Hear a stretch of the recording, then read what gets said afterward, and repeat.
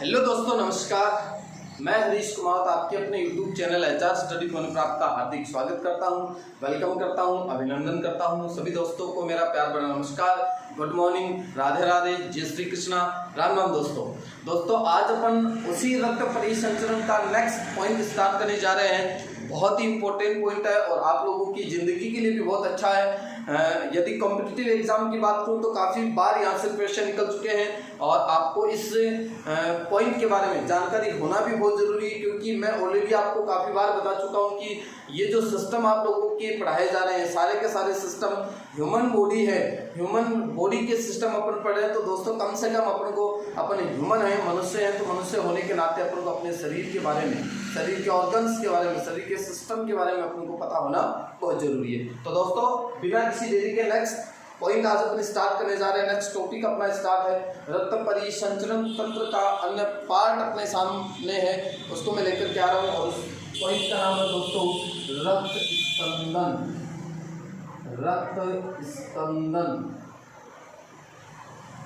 जिसे अंग्रेजी में कहा जाता है ब्लड क्लॉटिंग। ब्लड क्लॉटिंग तो याद रखना दोस्तों, बहुत ही इंपॉर्टेंट पॉइंट है। आपको पता है कि यहाँ से एग्जाम में काफी बार क्वेश्चन निकल करके आते हैं। रक्त स्पंदन ब्लड क्लॉटिंग क्या है, चर्चा करते हैं। देखो अपन इसकी सामान्य में लैंग्वेज की बात करूँ तो देखो, जब कभी आपके कहीं घाव हो जाता है, चोट लग जाती है, कट लग जाता है, तो आपका रक्त धीरे धीरे बहना स्टार्ट करता है, राइट। और जब रक्त बहता है तो कुछ देर तक तो रक्त बहता है, लेकिन कुछ टाइम के बाद, कुछ मिनट के बाद रक्त का बहना धीरे धीरे बंद हो जाता है और रक्त जमना स्टार्ट हो जाता है। रक्त का बहना धीरे धीरे क्या हो जाता है, बंद हो जाता है और रक्त जमना स्टार्ट हो जाता है। इस प्रोसेस को अपन किस नाम से जानते हैं, रक्त स्पंदन के नाम से जानते हैं। किस नाम से जानते हैं दोस्तों, रक्त स्पंदन के नाम से, ब्लड क्लॉटिंग के नाम से जानते हैं। तो बहुत ही इंपॉर्टेंट पॉइंट आप लोगों के लिए है। तो मैं नॉर्मल से डेफिनेशन लिख देता हूं कि घाव या चोट लगने पर, घाव या चोट लगने पर रक्त का थक्का बनना, रक्त का थक्का बनना या रक्त का जमना, रक्त का जमना क्या कहलाता है दोस्तों, रक्त स्पंदन कहलाता है। तो नॉर्मल सी डेफिनेशन आपको नॉर्मल में भी इसको याद रखना है कि जब भी कभी चोट लग गई, घाव हो गया, तो रक्त थोड़ी देर बहेगा और बहने के बाद वो धीरे धीरे बहना तो बंद हो जाएगा और जमना स्टार्ट कर देता है। इस रक्त के जमने की क्रिया को क्या कहा जाता है, रक्त स्पंदन के नाम से जानते हैं। और भी नॉर्मल डेफिनेशन की बात करें तो रक्त के जमने की प्रक्रिया, रक्त के जमने की प्रक्रिया क्या कहलाती है दोस्तों, रक्त स्पंदन कहलाती है। क्या कहलाती है, रक्त स्पंदन कहलाती है। देखो ये रक्त स्पंदन किस प्रकार से होता है तो अपन इसको थोड़ा सा डिटेल में पढ़ेंगे आज। ध्यान से सुना मेरी बात को। मैं दो पॉइंट आप लोगों के सामने लिख रहा हूँ। एक आता है normal bleeding time, normal bleeding time, और एक आता है दोस्तों normal clotting time, normal clotting time. देखो दोनों का मतलब क्या है। नॉर्मल ब्लीडिंग टाइम का मतलब क्या है, जब आपके घाव हो गया, जब आपके कट लग गई, जब आपकी चोट लग गई तो रक्त बहना स्टार्ट करता है। तो रक्त बहना स्टार्ट करता है तो वो नॉर्मल जो ब्लीडिंग टाइम होता है दोस्तों वो होता है 2 से 3 मिनट का। कितना होता है, 2 से 3 मिनट का। मतलब 2 से 3 मिनट के अंदर रक्त बहना स्टार्ट कर देता है। 2 से 3 मिनट तक रक्त बहता ही जाता है। और फिर पॉइंट आ रहा है नॉर्मल क्लॉटिंग टाइम। क्लॉट का मतलब है रक्त का थक्का बनना, क्लॉट का मतलब है थक्का। और जब वो कट लग गया तो 2 से 3 मिनट तक तो ब्लड बहता रहेगा, लेकिन 2 से 3 मिनट बाद क्या होगा, तो लगभग 5 से 8 मिनट में रक्त का थक्का बन जाएगा दोस्तों। याद रखना आपको 6 मिनट का यदि आपके सामने कभी ऑप्शन आ गया 6 मिनट का, तो वो ऑप्शन आपको सबसे राइट वाला ऑप्शन चूज करना है। लगभग 6 मिनट अप्रोक्सीमेटली अपन बात करें तो लगभग 6 मिनट के अंतर्गत रक्त का थक्का पूरा बन जाता है। तो ये बात आपको याद रखनी है। रक्त के जमने की प्रक्रिया रक्त स्कंदन कहलाती है। नॉर्मल जो ब्लीडिंग टाइम है, कट लगने के बाद या घाव हो जाने के बाद या चोट लगने के बाद 2 से 3 मिनट तक रक्त बहता है और 5 से 8 मिनट के समथिंग के टाइम के अंदर ये रक्त का थक्का बन जाता है। और अप्रोक्सीमेटली यदि आपको फिक्स टाइम याद रखना है तो विदिन 6 मिनट, 6 मिनट के भीतर रक्त का थक्का बन करके तैयार हो जाता है। अब ये रक्त का थक्का बनने की कुछ विशेष प्रोसेस है, मतलब रक्त का जो थक्का है वो मुख्यतः 2-3 चरणों में कंप्लीट होता है। तो 2-3 चरण कौन से हैं, उन चरणों की देखो दोस्तों अपन बात करते हैं। सबसे पहले क्या होगा, यहाँ पर देखो एक छोटा सा डायग्राम मैं आपको बताता हूँ। आपके जब भी कट लगता है तो आपके ऊतक क्या होते हैं दोस्तों, क्षयित होते हैं, नष्ट होते हैं, होते हैं कि नहीं? क्योंकि अपने शरीर की मूलभूत जो इकाई होती है वो कोशिका होती है, सेल होती है, और बहुत सारी सेल आपस में मिलकर के ऊतकों का निर्माण करती हैं। बहुत सारी कोशिकाएं आपस में मिलकर के किसका निर्माण करती हैं, ऊतकों का निर्माण करती हैं। तो क्षयित ऊतक और आपकी जो बिंबाणु है, बिंबाणु या प्लेटलेट्स, बिंबाणु या प्लेटलेट्स। अब आप सबको पता है कि रक्त का थक्का कौन सी रक्त कणिका बनाती है, तो सर बिंबाणु बनाती है, प्लेटलेट्स बनाती है। तो ध्यान से सुना दोस्तों, क्या होगा, सबसे पहला जो पॉइंट आपका है वो है थ्रोम्बोप्लास्टिन मुक्त हो जाएगी यहाँ से, मतलब क्षयित ऊतक और बिंबाणु से। मैं लिख देता हूँ, क्षयित ऊतक एवं बिंबाणु से थ्रोम्बोप्लास्टिन का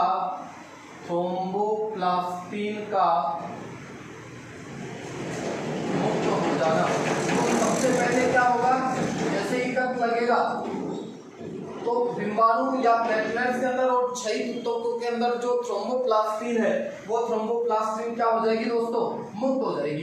अब थ्रोम्बोप्लास्टिन के मुक्त हो जाने के बाद क्या होगा, तो याद रखना दोस्तों, रक्त का थक्का बनाने में कौन सा तत्व सहायक है, तो आपको ऑलरेडी मैं बता चुका हूँ, कैल्शियम आयन मान सकते हैं या कैल्शियम तत्व मान सकते हैं, लेकिन ये आयन के फॉर्म में होता है। तो ये कैल्शियम रक्त का थक्का बनाने में अपनी महत्वपूर्ण भूमिका निभाता है। तो कैल्शियम की उपस्थिति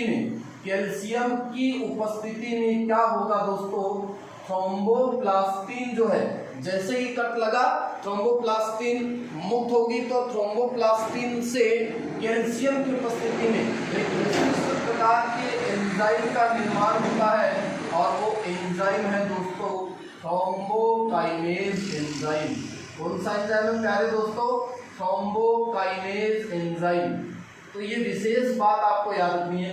जैसे ही कट लग जाने के बाद क्षयित ऊतक और बिंबाणु से थ्रोम्बोप्लास्टिन मुक्त हो जाएगा, क्षयित ऊतक और प्लेटलेट से थ्रोम्बोप्लास्टिन मुक्त हो जाएगा। तो थ्रोम्बोप्लास्टिन के द्वारा किस एंजाइम का निर्माण किया जाएगा, थ्रोम्बोकाइनेज एंजाइम। किसकी मदद से हो रहा है, तो वो कैल्शियम की उपस्थिति में। याद रखना दोस्तों, कैल्शियम की उपस्थिति में थ्रोम्बोप्लास्टिन से थ्रोम्बोकाइनेज एंजाइम का निर्माण होगा। अब ये थ्रोम्बोकाइनेज एंजाइम क्या करेगा, जो निष्क्रिय प्रोथ्रोम्बिन होती है, निष्क्रिय जो प्रोथ्रोम्बिन होती है, उस निष्क्रिय प्रोथ्रोम्बिन को थ्रोम्बोकाइनेज एंजाइम, कौन सा एंजाइम, थ्रोम्बोकाइनेज एंजाइम किसमें कन्वर्ट करता है दोस्तों, तो ये इसे सक्रिय थ्रोम्बिन में कन्वर्ट करता है। प्रोटीन है दोस्तों ये प्रोथ्रोम्बिन, थ्रोम्बिन, याद रखना इनको।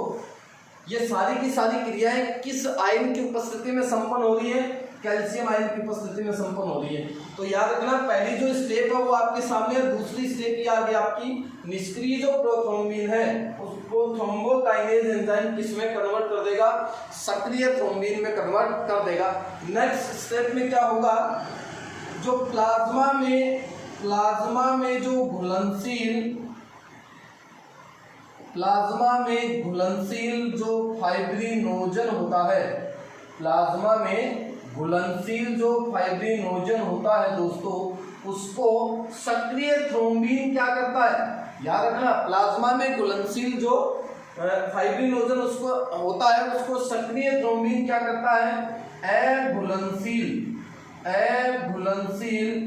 फाइब्रिन प्रोटीन में कन्वर्ट कर देता है, अघुलनशील फाइब्रिन प्रोटीन में कन्वर्ट कर देगा। और ये बात मैं आप लोगों को भी बता चुका हूँ कि रक्त का थक्का बनाने में सहायक प्रोटीन कौन सा है, तो सर वो फाइब्रिन प्रोटीन होता है। कौन सा प्रोटीन होता है? Fibrin protein. तो तीसरी स्टेप में क्या पढ़ा है अपन? प्लाज्मा में जो घुलनशील फाइब्रिनोजन होता है, उस प्लाज्मा में घुलनशील फाइब्रिनोजन को सक्रिय थ्रोम्बिन किसमें कन्वर्ट कर रहा है? अघुलनशील फाइब्रिन में कन्वर्ट करता है। अब ये अघुलनशील फाइब्रिन क्या करेगा? अघुलनशील फाइब्रिन क्या करेगा? जहां पर भी कट लगा था, जहां पर भी चोट लगी थी, उस भाग के ऊपर इसके रेशे जमा होने लग जाएंगे। कौन सी प्रोटीन के? फाइब्रिन प्रोटीन की। क्या जमा होने लग जाएंगे? रेशे रेशे रेशे जमा होने लग जाएंगे। और जैसे इस घाव के ऊपर रेशे जमना स्टार्ट होंगे, रेशे बनना स्टार्ट होंगे, तो रक्त जो कणिकाएं हैं वो एक दूसरे के बीच फंस जाती हैं। रक्त कणिकाएं एक दूसरे के बीच फंस जाती हैं और इनकी वजह से रक्त का थक्का जमना स्टार्ट हो जाता है। और इस प्रोसेस को क्या कहा जाता है दोस्तों? रक्त स्कंदन कहा जाता है। बहुत ही इंपॉर्टेंट आप लोगों के लिए पॉइंट, क्योंकि काफी बार यहाँ से एग्जाम में प्रश्न पूछे जा चुके हैं। तो एक बार अपन इन चीजों को वापस रिपीट करते हैं। हो सकता है ये बातें आप लोगों के लिए बिल्कुल नहीं हो।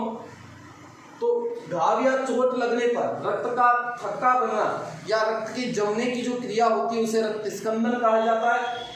नॉर्मल जो ब्लीडिंग टाइम है, कट लगने के 2 से 3 मिनट तक रक्त बहता है और विदिन 5 से 8 मिनट तक, 5 से 8 मिनट के बीच ये रक्त का थक्का बनकर तैयार हो जाता है। यदि आपके सामने 5, 6, 7, 8 मिनट का टाइम दे दिया जाए तो आपको 6 मिनट वाला ऑप्शन बिल्कुल राइट करना है, क्योंकि 6 मिनट के भीतर रक्त का थक्का बनकर तैयार हो जाता है। रक्त का थक्का बनने की जो प्रोसेस है वो क्या है? तो याद रखना दोस्तों, जैसे ही कहीं कट लगा तो आपको पता है कि अपने जो सेल्स हैं वो सेल्स आपस में मिलकर ऊतकों का निर्माण कर रही है और वहां पर आपकी बिंबाणु प्लेटलेट्स भी, क्योंकि अपने शरीर के अंदर आरबीसी, डब्ल्यूबीसी और प्लेटलेट्स होती ही होती हैं। तो क्षयित ऊतक और बिंबाणु के अंदर याद रखना, क्षयित ऊतक और बिंबाणु के अंदर जो थ्रोम्बोप्लास्टिन होती है वो क्या हो जाती है दोस्तों? मुक्त हो जाती है, फ्री हो जाती है और वो रक्त के साथ बहना स्टार्ट करती है। तो कैल्शियम आयन की उपस्थिति में इस थ्रोम्बोप्लास्टिन से किस एंजाइम का निर्माण होगा? थ्रोम्बोकाइनेज एंजाइम का निर्माण होगा। याद रखना, थ्रोम्बोकाइनेज एंजाइम का निर्माण कहाँ से हो रहा है? थ्रोम्बोप्लास्टिन से हो रहा है। कहाँ से हो रहा है? थ्रोम्बोप्लास्टिन से। तो यह आपकी पहली स्टेप है कि जैसे ही कट लगा, क्षयित ऊतक और बिंबाणु से थ्रोम्बोप्लास्टिन मुक्त हो जाएगा और थ्रोम्बोप्लास्टिन से कैल्शियम आयन की उपस्थिति में थ्रोम्बोकाइनेज एंजाइम बनेगा। और थ्रोम्बोकाइनेज एंजाइम क्या काम करता है दोस्तों? निष्क्रिय जो प्रोथ्रोम्बिन होती है उसको सक्रिय थ्रोम्बिन में कन्वर्ट करता है। ये क्वेश्चन काफी इंपॉर्टेंट है, बहुत बार पेपर में आ चुका है। सीधा सीधा प्रश्न ये भी पूछा जा सकता है कि निष्क्रिय प्रोथ्रोम्बिन को सक्रिय थ्रोम्बिन में कौन सा एंजाइम कन्वर्ट करता है? तो कौन सा दोस्तों? Thrombokinase enzyme. फिर क्या होगा? प्लाज्मा में जो घुलनशील फाइब्रिनोजन है, प्लाज्मा में घुलनशील जो फाइब्रिनोजन है वो सक्रिय थ्रोम्बिन इसको किसमें कन्वर्ट करता है? अघुलनशील फाइब्रिन प्रोटीन में कन्वर्ट करता है।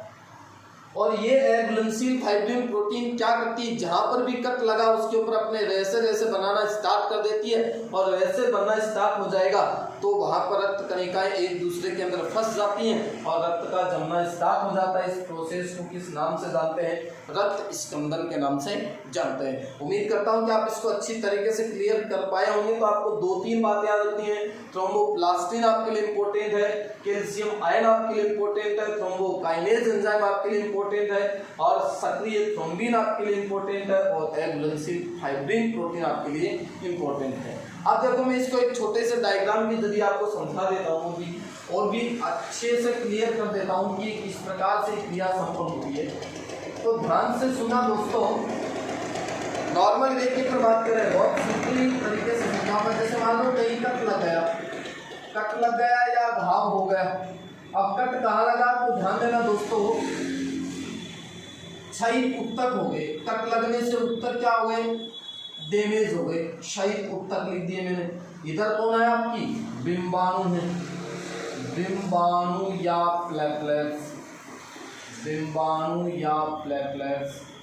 आप ध्यान से सुना दोस्तों, क्षयित ऊतकों के अंदर जो आपका प्रोटीन था वो तो है कौन सा, एक्सोथ्रोम्बोप्लास्टिन, एक्सोथ्रोम्बोप्लास्टिन।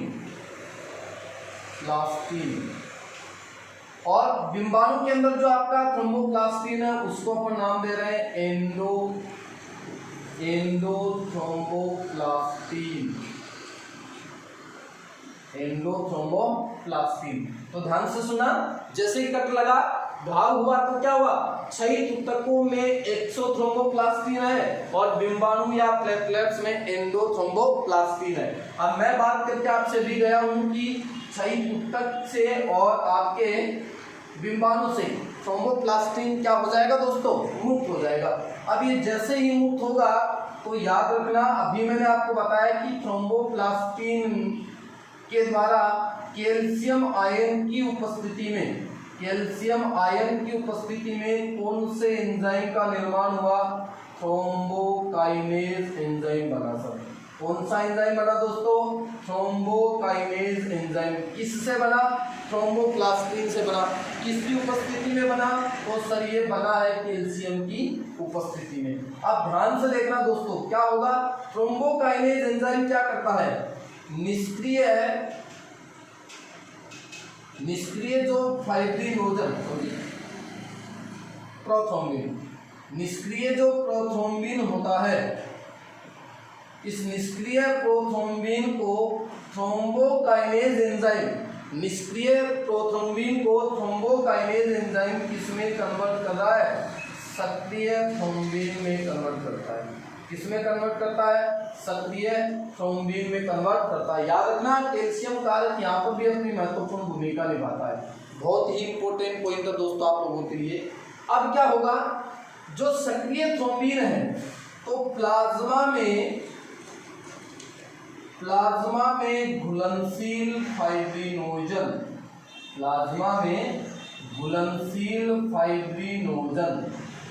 इस घुलनशील फाइब्रिनोजन को किसके द्वारा, सक्रिय थ्रोम्बिन के द्वारा अघुलनशील फाइब्रिन में कन्वर्ट कर दिया जाएगा। अघुलनशील फाइब्रिन में कन्वर्ट किया जाएगा किसके द्वारा, सक्रिय थ्रोम्बिन के द्वारा। और ये अघुलनशील फाइब्रिन क्या करता है, घाव के पर रेशे बना देता है, जिससे रक्त का थक्का बनना स्टार्ट हो जाता है। तो ये आपका कोई शॉर्टकट तरीका है जिसकी वजह से आप रक्त स्कंदन की क्रिया को अच्छे से याद कर सकते हैं। तो कट लगा या घाव हुआ, क्षयित ऊतकों के अंदर एक्सोथ्रोम्बोप्लास्टिन था, बिंबाणु के अंदर एंडो का मतलब अंदर होता है, एक्सो का मतलब बाहर होता है। तो थ्रोम्बोप्लास्टिन कैल्शियम आयन की उपस्थिति में यहाँ पर किस एंजाइम का निर्माण हुआ, थ्रोम्बोकाइनेज का। और थ्रोम्बोकाइनेज क्या करता है, निष्क्रिय प्रोथ्रोम्बिन को सक्रिय थ्रोम्बिन में कन्वर्ट करता है। और सक्रिय थ्रोम्बिन क्या करता है दोस्तों, प्लाज्मा में घुलनशील फाइब्रिनोजन को घुलनशील फाइब्रिन में कन्वर्ट करता है और वो उसके ऊपर रेशे बनाना स्टार्ट करती है, जिससे रक्त का थक्का बनना चालू हो जाता है। अब देखो 4 विशेष पॉइंट, हालांकि मैंने जब टॉपिक स्टार्ट किया था उस टाइम भी आपको बता दिया था, आज अपन फिर एक बार उनको रिपीट कर लेते हैं कि 4 इंपॉर्टेंट पॉइंट कौन से हैं। तो याद रखना दोस्तों, आपसे प्रश्न पूछा जा सकता है, रक्त स्कंदन में सहायक रक्त कणिका तो कौन सी है, रक्त स्कंदन में सहायक रक्त कणिका। दूसरा आता है रक्त स्कंदन में सहायक विटामिन, और तीसरा आता है रक्त स्कंदन में सहायक तत्व, और चौथा आता है रक्त स्कंदन में सहायक protein. That is very very very important question, बहुत बार पेपर्स में पूछे जा चुके हैं। तो रक्त कणिका यदि आपसे पूछी जाए तो आपको याद रखना है दोस्तों, बिंबाणु या इसे प्लेटलेट्स के नाम से जानते हैं या इसे थ्रोम्बोसाइट कहते हैं। तीनों में से आपको कोई सा भी नाम मिल सकता है, बिंबाणु, प्लेटलेट्स या थ्रोम्बोसाइट। तो रक्त के जमने में सहायक रक्त जो कणिका है दोस्तों, वो तो आपकी बिंबाणु। रक्त के जमने में सहायक विटामिन कौन सा है, तो ये आपको ऑलरेडी पता है दोस्तों, विटामिन के। विटामिन के रक्त का थक्का बनाता है, और यदि किसी व्यक्ति के शरीर में विटामिन के की कमी होगी तो रक्त का थक्का नहीं बनेगा। तत्व के ऊपर अभी बात कर चुके हैं, कैल्शियम। कैल्शियम और प्रतीक क्या है दोस्तों कैल्शियम का, Ca, आयन के रूप में होता है, कैल्शियम धन आयन के रूप में। प्रोटीन की बात करें तो अभी आपके सामने प्रोटीन आ चुका है, कौन सा, फाइब्रिल प्रोटीन। तो चारों के चारों क्वेश्चन बहुत ही ज्यादा इंपॉर्टेंट है, बहुत बार पेपर में आ चुके हैं। रक्त कणिका पूछे तो डिंबाणु, विटामिन पूछे तो विटामिन के, तत्व पूछे तो कैल्शियम, और प्रोटीन पूछे तो दोस्तों आपका उत्तर क्या होगा, फाइब्रिल होगा। आज के इस टॉपिक से मैं गारंटी के साथ कर रहा हूँ 1-2 क्वेश्चन पक्के हैं एग्जाम में, पक्के हैं।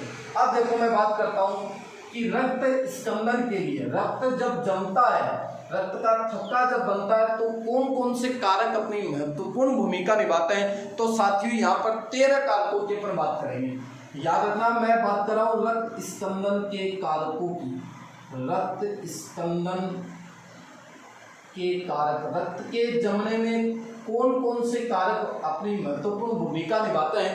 तो साथियों रक्त स्कंदन के लिए 13 कारकों को मुख्य रूप से अपन बात करेंगे, 13 कारकों की। तो ये भी क्वेश्चन इंपॉर्टेंट है कि रक्त स्कंदन में कितने कारकों की आवश्यकता होती है, तो वो आपके कितने कारक, 13 कारक। और याद रखना इन 13 कारकों को हमेशा कौन सी संख्या में लिखा जाता है, रोमन संख्या में लिखा जाता है। क्या लिखा जाता है, कैसे लिखा जाता है दोस्तों, रोमन संख्या में लिखते हैं। और इनका जो संश्लेषण है, इन कारकों का जो संश्लेषण है वो अधिकांशतः होता है दोस्तों आपके लीवर में। कहाँ होता है, लीवर में। तो ये तीनों के तीनों पॉइंट भी आप लोगों के लिए इंपॉर्टेंट है। रक्त स्कंदन के मुख्य कितने कारक हैं, सर 13 कारक हैं। 13 कारकों को कौन सी संख्या में लिखेंगे, रोमन संख्या में लिखेंगे। और इन 13 कारकों का जो संश्लेषण वो आपके शरीर की किस ऑर्गन में होता है, तो सर ये लीवर में होता है। आप अपन एक पॉइंट के ऊपर चर्चा करेंगे। हो सकता है कि आपको यहाँ से, देखो दोस्तों रट्टाफिकेशन के ऊपर मैं कभी जोर नहीं देता हूँ, लेकिन हो सकता है आपको यहाँ से नाम रटने पड़े, क्योंकि ऐसा कुछ नाम आपके सामने आएंगे जो शायद आपने पहली बार अपनी लाइफ में सुने हैं। तो ये 13 कारकों को अपन रोमन संख्या में लिखेंगे। तो सबसे पहला जो कारक आता है, देखो एक कारकों को आपको अच्छी तरीके से मेरे साथ साथ याद करना है, ताकि आप जल्दी इनको क्लियर कर सको, इंप्रूव कर सको। सबसे पहला जो कारक आता है, देखो दोस्तों मैं इनको रोमन संख्या में लिख रहा हूँ, तो आपको भी इनको रोमन संख्या में ही याद रखना है। पहला जो कारक आता है वो है फाइब्रिनोजन। एक बात विशेष मैं आपको और यहाँ से बता देता हूँ, ये सीधे कई बार एग्जाम में प्रश्न पूछ लिए जाते हैं कि रक्त स्कंदन कारक तीसरा कौन सा है, रक्त स्कंदन कारक 11वां कौन सा है, रक्त स्कंदन कारक 8वां कौन सा है। तो आपको क्रम से ही दोस्तों इनको याद रखना है। तो पहला जो कारक है वो आपका फाइब्रिनोजन, दूसरा आता है दोस्तों प्रोथ्रोम्बिन।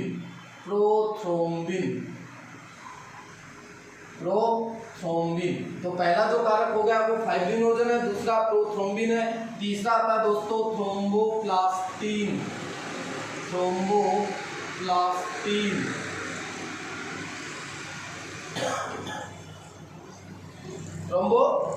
चौथा जो कारक आता है वो है आपका कैल्शियम आयन। पांचवा कारक आता है दोस्तों प्रोएक्सलरीन।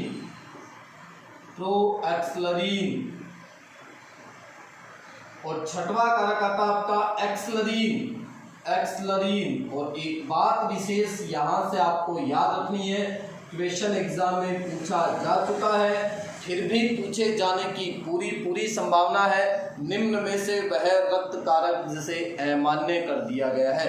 वर्तमान में एक्सलरीन को क्या कर दिया गया है, अमान्य कर दिया गया है। तो आपसे ये भी पूछा जा सकता है कौन से रक्त कारक को अमान्य वर्तमान में प्रेजेंट टाइम में अमान्य कर दिया गया है। तो वो आपका छठवां कारक, कौन सा कारक, छठवां। जरूरी नहीं कि आपको नाम दे, आपसे वो कारक की रोमन संख्या भी पूछ सकता है। तो दोस्तों याद रखना वर्तमान में छठवां जो आपका रक्त स्कंदन का कारक है जिसका नाम एक्सलरीन है, उसको क्या कर दिया गया है, अमान्य कर दिया गया है। इस एक्सलरीन के बाद जो अगला आपका कारक आता है दोस्तों सातवां, वो आता है प्रोकन्वर्टीन। और प्रोकन्वर्टीन के बाद आठवां कारक आता है haemophilic globin. Anti haemophilic globin, anti haemophilic globin. नवा जो कारक है दोस्तों वो है आपका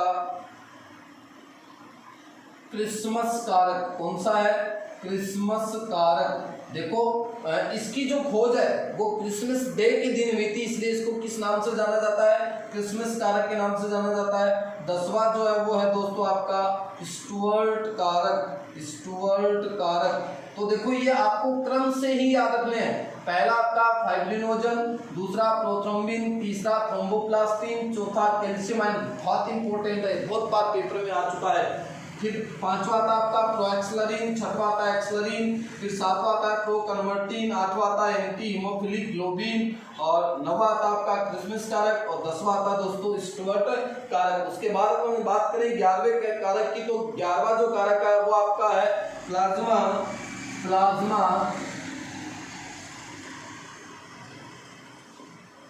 थ्रोम्बोप्लास्टिन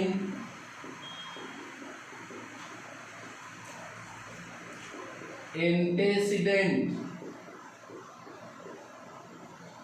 देखो अगला जो कारक आपका 11वां है वो है प्लाज्मा थ्रोम्बोप्लास्टिन एंटीसीडेंट, एंटीसीडेंट। और अगला जो आता है दोस्तों वो है आपका कौन सा हो गया आपका 12वां कारक हेगमेन कारक, हेगमेन कारक, हेगमेन कारक। और अगला लास्ट और फाइनल जो आपका कारक आता है वो कौन सा कारक है दोस्तों? तो उसका नाम है फाइब्रिन स्टेबिलाइजिंग कारक, फाइब्रिन, फाइब्रिन स्टेबिलाइजिंग कारक, स्टेबिलाइजिंग कारक। तो दोस्तों ये 13 कारक आप लोगों को अच्छी तरीके से याद रखने, सॉरी। तो रक्त स्कंदन के कितने कारक हैं दोस्तों? 13 कारक। और 13 कारकों को कौन सी संख्या में लिखा जाएगा? रोमन संख्या में लिखेंगे। और इन 13 कारकों का संश्लेषण कहाँ होता है? तो सर इनका संश्लेषण लीवर में होता है। तो साथियों कोशिश करेंगे अपने को जल्दी जल्दी याद करने की। पहला कारक फाइब्रिनोजन, दूसरा प्रोथ्रोम्बिन, फाइब्रिनोजन प्रोथ्रोम्बिन, तीसरा है थ्रोम्बोप्लास्टिन, कौन सा है? थ्रोम्बोप्लास्टिन, चौथा कैल्शियम आयन, 5वां प्रोएक्सलरीन, 6वां एक्सलरीन। ये आपको बार बार रिपीट करेंगे तो बार बार रिपीटेशन से आपके दिमाग में सेट हो जाएंगे। फिर आता आपका प्रोकन्वर्टिन और 8वां जो कारक है वो है anti haemophilic globin, anti haemophilic globin. 9वां कारक है दोस्तों आपका क्रिसमस कारक, 10वां कारक आपका स्टुअर्ट कारक और 11वां कारक आपका प्लाज्मा थ्रोम्बोप्लास्टिन एंटीसीडेंट और 12वां जो कारक है वो है हेगमेन कारक और आपका लास्ट 13वां जो कारक है उसका नाम है फाइब्रिन स्टेबलाइजिंग कारक। याद रखना दोस्तों आपका जो एंटी हीमोफिलिक जो ग्लोबिन कारक है कौन सा कारक है? 8वां कारक है। कौन सा कारक है? 8वां कारक। तो याद रखना 8वें कारक की कमी से, 8वें कारक की कमी से या फिर एंटी हीमोफिलिक, नाम दिख रहा है आपको साफ साफ, हीमोफिलिक, हीमोफीलिया से रिलेटेड है। तो 8वां कारक एंटी हीमोफिलिक ग्लोबिन की कमी से हीमोफीलिया रोग उत्पन्न होता है, हीमोफीलिया रोग उत्पन्न होता है। और हीमोफीलिया को किस नाम से भी जानते हैं? सर इसे शाही रोग के नाम से भी जानते हैं। तो याद रखना दोस्तों ये एक ऐसा डिजीज है जिसके अंतर्गत रक्त का थक्का नहीं बनता है और रक्त का थक्का नहीं बनता है इसके साथ साथ ये याद रखना वंशागत या आनुवांशिक रोग भी है, वंशागत या आनुवांशिक रोग भी होता है। मतलब लंबे टाइम के बाद रक्त का थक्का बनना स्टार्ट होता है। तो ये भी पॉइंट आपको याद रखना है। इंपॉर्टेंट क्या था? कौन से कारक को, कौन से रक्त स्कंदन के कारक को वर्तमान में अमान्य कर दिया गया? एक्सलरीन। कौन सा कारक था? 6वां कारक था। और 8वें कारक एंटी हीमोफिलिक ग्लोबिन की कमी से कौन सा डिजीज होता है? हीमोफीलिया होता है, शाही रोग उत्पन्न होता है जिसके अंतर्गत व्यक्ति के जब कट लग जाता है, चोट लग जाती है तो रक्त का थक्का नहीं बनता। तो दोस्तों उम्मीद करता हूँ कि ये पॉइंट आप लोगों को अच्छी तरीके से समझ में आ रहे होंगे। अब देखो अपन अगले पॉइंट की बात करते हैं दोस्तों। ये पढ़ा अपने रक्त, आप इनका स्क्रीनशॉट मारना चाहे तो आप स्क्रीनशॉट ले सकते हैं क्योंकि बहुत अच्छे डाटा मैंने आप लोगों को अवेलेबल करवाए हैं। अब देखो दोस्तों अगले पॉइंट की मैं बात करूँ तो रक्त स्कंदन तो अपने शरीर के बाहर की बात कर रहे हैं अपन, है ना। कप लग गया, रक्त बहता ही रहा तो आदमी की डेथ हो जाएगी। लेकिन शरीर के अंदर भी सर रक्त जमता है क्या? तो याद रखना, शरीर के अंदर जब रक्त जमेगा तो प्रोसेस गड़बड़ हो सकती है। और क्या हो सकता है, अपनी जो रक्त वाहिनियां हैं उनके अंदर रक्त जम गया तो ब्लॉकेज पैदा हो जाएंगे और इंसान की डेथ हो सकती है। हृदयाघात, हार्ट अटैक से भी इंसान की डेथ हो सकती है। तो अब मैं एक छोटे से पॉइंट की ओर लेकर के चल रहा हूं आपको, वो है आपका रक्त प्रतिस्पंदक कारक। देखो दोस्तों, रक्त स्पंदन का मतलब क्या है? रक्त का जमना, रक्त का थक्का बनना। लेकिन अपने शरीर की जो रक्त वाहिकाएं होती हैं, जो रक्त वाहिनियां होती हैं, उनके अंदर रक्त को जमने से रोकने की क्रिया प्रतिरक्त स्पंदक कहलाती है। अपनी रक्त वाहिकाओं के अंदर रक्त को जमने से रोकने वाले पदार्थ, याद रखना, रक्त वाहिकाओं में रक्त को जमने से रोकने वाले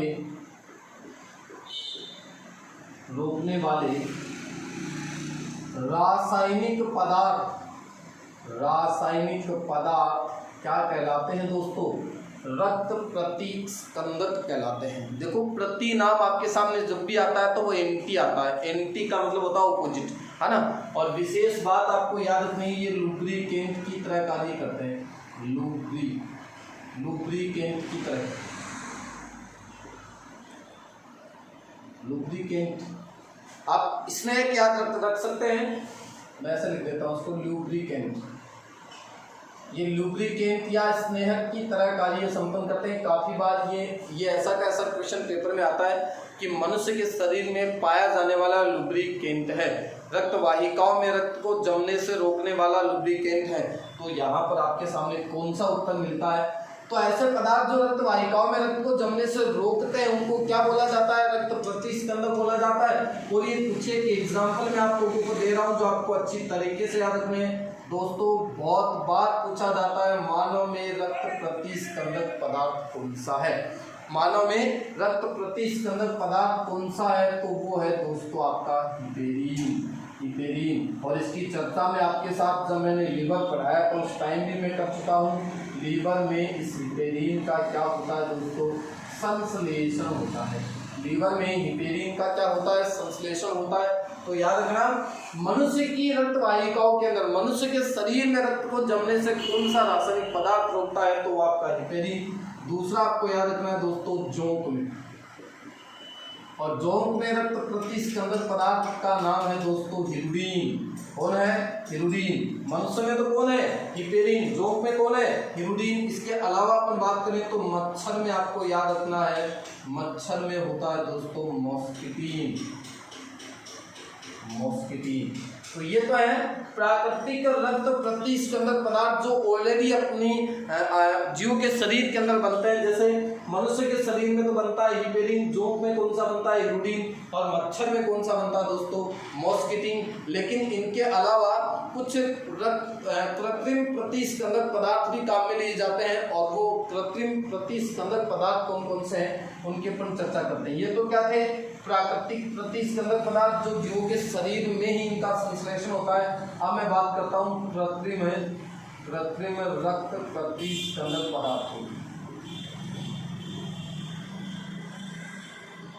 कृत्रिम का मतलब मानव निर्मित, जो मनुष्य ने बना लिए हैं। जैसे परख नली के अंदर रक्त को जमने से रोकना, या फिर बहुत सारी जो टेक्निक आती है उनके अंदर रक्त को जमने से रोकने के लिए काम में जो पदार्थ लिए जाते हैं उन्हें कहा जाता है दोस्तों कृत्रिम रक्त प्रतिस्पंदक पदार्थ। इनकी बात करें तो ये जीवों के शरीर में ही तो बनते हैं। और जीवों के शरीर की जो रक्त वाहिकाएं होती हैं उनके अंदर रक्त को जमने से रोकते हैं। मनुष्य में हिपेरीन हो गया, जोंक में हिरुडीन हो गया, मच्छर में मॉस्किटीन हो गया। लेकिन कृत्रिम रक्त प्रतिस्पंदक पदार्थों की यदि बात करें तो इनके कुछ एग्जाम्पल दोस्तों आपको याद रखने हैं। नंबर 1 एग्जाम्पल आता है आपका सोडियम ऑक्सलेट।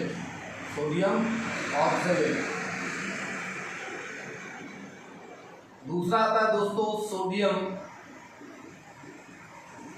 साइट्रेट।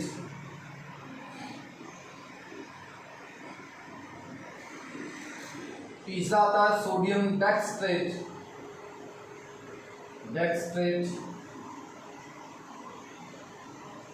और चौथा वेरी वेरी वेरी इंपॉर्टेंट, काफी बार पूछा जा चुका है, EDTA।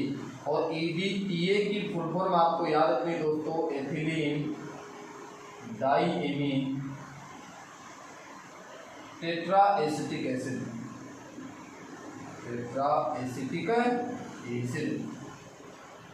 Ethylene diamine tetra acetic acid EDTA।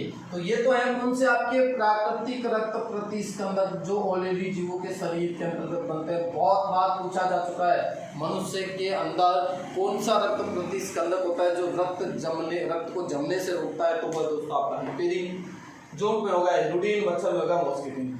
और इसके अलावा कृत्रिम कुछ मानव निर्मित जो रक्त प्रतिस्कंदक पदार्थ हैं उनमें से सबसे पहला आता है आपका sodium oxalate, sodium citrate, sodium dextrate और EDTA। ये काफी बार पेपर पूछा जा चुका है। EDTA का मतलब है ethylene diamine tetra acetic acid. तो ये कृत्रिम रक्त प्रतिस्कंदक पदार्थ होते हैं। ध्यान से सुना दोस्तों, ये जो आपका टॉपिक था रक्त परिसंचरण का, बहुत सारे SSP इस टॉपिक है। अभी रक्त परिसंचरण तंत्र से संबंधित रोगों की भी अपन बात करेंगे, वो बात करूंगा मैं आपके साथ SSP में सम स्पेशल पॉइंट में, और वो SSP में आप लोगों के लिए बेहतरीन तरीके से लेकर के आ रहा हूँ कल मतलब मंडे को। तो अब मुझे आप जाने की इजाज़त दीजिए दोस्तों। आप लोगों का प्यार बिना मिले, आप लोगों का जो स्नेह हम लोगों तक पहुँच रहा है, हम उसके लिए आपको धन्यवाद ज्ञापित करते हैं, आपका शुक्रिया अदा करते हैं। दोस्तों आप बने रहिए और अपनी स्टडी को बहुत अच्छा वे प्रदान करते रहिए। Thank you all of you dear friends, dear students. जय हिंद, जय भारत।